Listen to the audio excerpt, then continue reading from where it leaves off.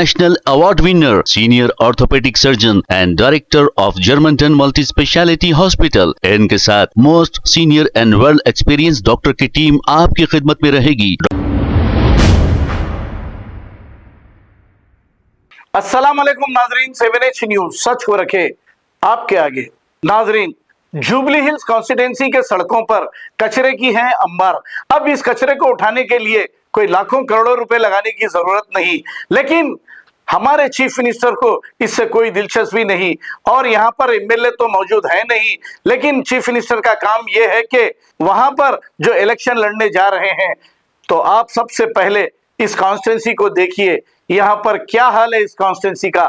फिर आप आकर 2 साल हो गया है, लेकिन आप जुबली हिल्स कॉन्स्टिट्यूंसी के लिए क्या किया आपने? आइए देखते हैं इसी की रिपोर्ट।